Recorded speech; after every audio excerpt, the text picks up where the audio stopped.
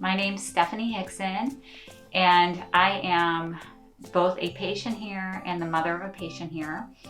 So what eventually led me to Applebaum is my son was having, he's had glasses since he was 2 years old, and we noticed that he had an eye turn right around that time and started taking him to a pediatric ophthalmologist. And during that course of treatment, I was continuously trying to find out exactly what was happening with his vision. Were his eyes working together? And I was always told, oh yeah, they're tracking.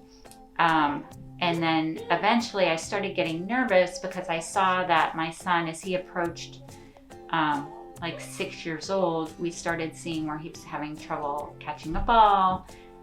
We had noticed issues with depth perception, I think, the entire time. And I was really just getting skeptical that I was getting the right information from the ophthalmologist and didn't even know if he was really checking it. So I took him to my optometrist for a second opinion, and she noticed his head tilt and also said his eyes are not teaming, and I recommend that you start vision therapy. And so we worked, this all happened right at the beginning of COVID. So we ended up working with a different vision therapy center to just get some home-based therapy exercises. And Andrew was not enjoying that. So what we did was I really looked for a practice like this that had both the occupational therapy and then where we could do vision therapy frequently. Fortunately, we're so lucky this is close to our house. And it was immediately a big change in his enthusiasm to do the sessions. And also just, he loved the occupational therapy portion. And then we started, just seeing where he was making gains. He's 8 years old. So we were very concerned about how this was going to affect his learning. And even though he does well academically, I think this is right around the time when, you really either become a reader or not. And the reading then becomes kind of the groundwork for everything else. So we wanted to make sure that his reading skills were just moving forward at the right pace. So similar to Andrew, I started wearing glasses when I was around 2 years old, and I was patched. And so because I was patched, my good eye was patched, and my eye that was weaker actually became my dominant eye. So my eyes don't work together at all. Of course, I didn't know this about myself until I was about 25 years old, and I switched ophthalmologists. I moved to a different part of the country, and I switched the doctor I went to. And that doctor, it was kind of funny because I was telling him, oh, I'm having this really hard time trying to learn tennis, and I just can't do it. The instructor told me he can't teach me. And the ophthalmologist is like, you can't learn tennis. That would be impossible for you. And I asked him why, and he's like, well, your eyes don't work together. Don't you know this? And that I absolutely had no clue. So he sat me down and kind of explained to me what that meant. And then a lot of things started clicking for me. I had trouble learning how to drive. I could never do sports. Catching a ball seemed like the most impossible feat to me.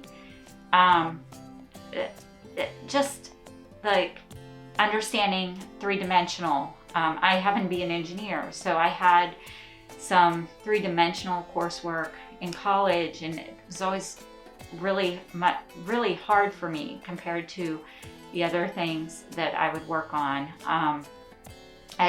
It all made a lot of sense after he explained it to me. But it was a bummer that I didn't know, and I was also kind of disappointed that I don't know if the optometrist I used to go to as a kid even told my parents. I mean, my parents didn't seem to have any idea about it or the ramifications of that. And just that knowledge probably would have just made me approach things a little bit differently and maybe seek out different opportunities. As a child, I remember it affecting my self-esteem because nobody wanted me to play sports with them. And it was just like not even an option.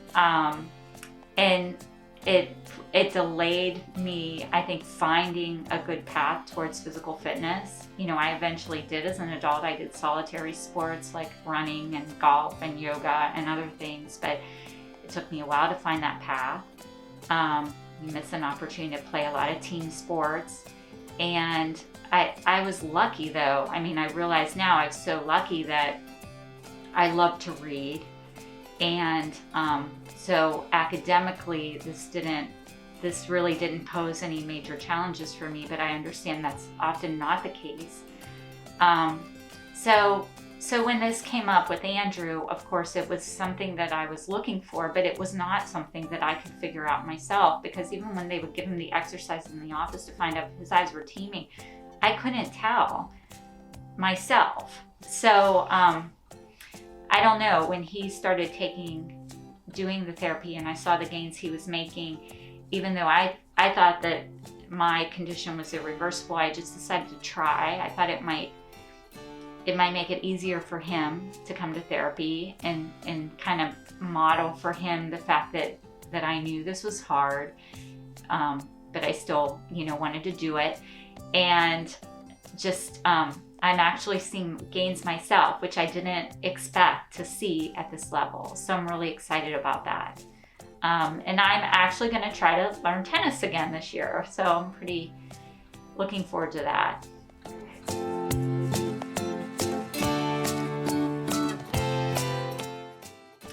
So for me, what I'm experiencing is definitely peripheral vision is something that I have a lot more awareness about now.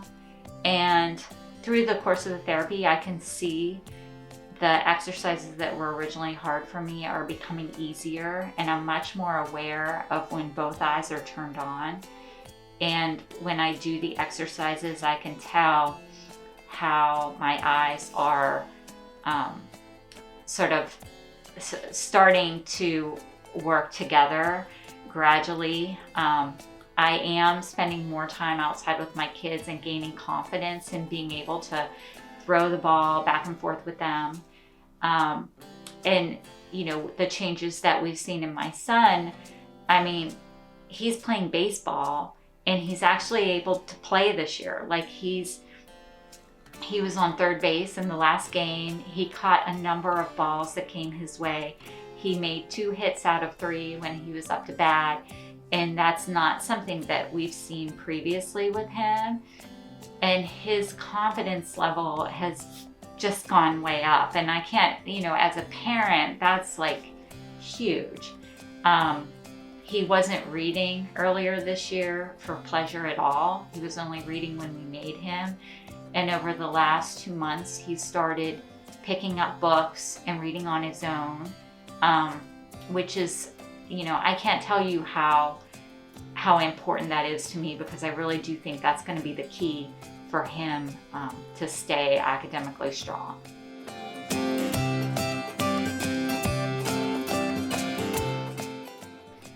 Yeah, so what I would say is I hesitated, and sometimes I'm sort of mad at myself that I wasn't more aggressive.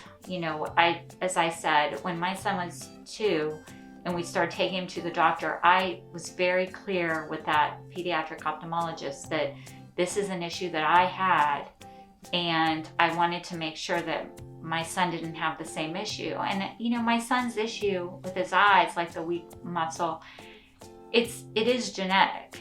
So he nodded his head, but I also didn't feel like he was taking me very seriously. And it was always kind of in the back of my head that he wasn't taking me seriously. And I am a little like I wish that I would have pushed harder and got Andrew a second opinion. But what I'll say about it, I'm very fortunate. So I worked at NIH for a long time, and I was able to reach out to some folks at the National Eye Institute there when I confirmed Andrew was having this teaming issue, and they helped me understand that not all eye medical professionals are embracing vision therapy or understand the benefits that it can provide somebody, and the impact that having this condition where your eyes don't work together can have on your quality of life, or just be a limiting factor. And I feel like I was so lucky to get that advice, because it was really what pushed me ahead and said, I'm not going to listen to this doctor's opinion. I'm going to make sure that I get a broad range. And if it seems like something's not working for Andrew, I'm going to keep trying until I find the right fit for him. So I would say, don't give up. And if you think in your gut that there's something going on, I look back at the challenges that Andrew had. He was premature, and we've had him in therapy really since he was born.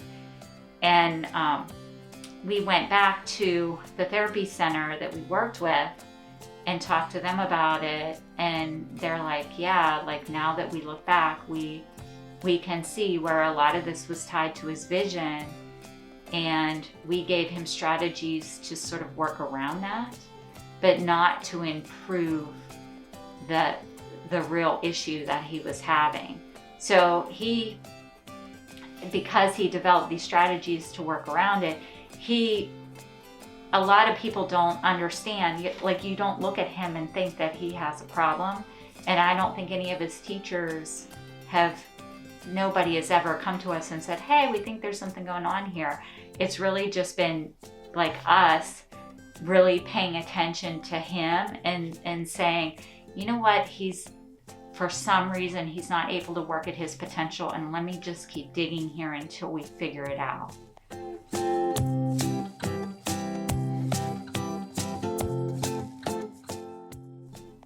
Well, I can't say enough about this practice.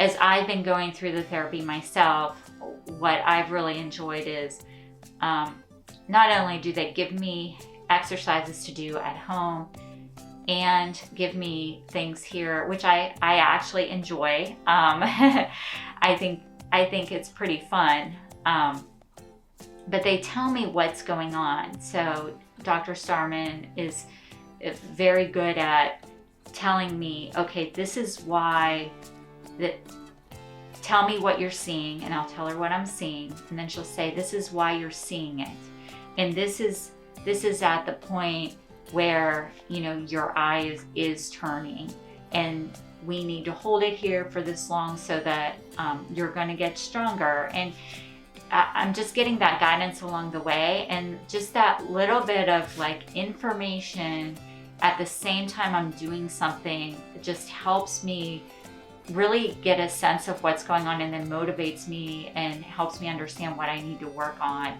at home, and it's increasing my awareness. So I'm very motivated to come here. And then the occupational piece for Andrew has been tremendous. I see him making gains that we were not making in years of other more traditional physical and occupational therapy with him.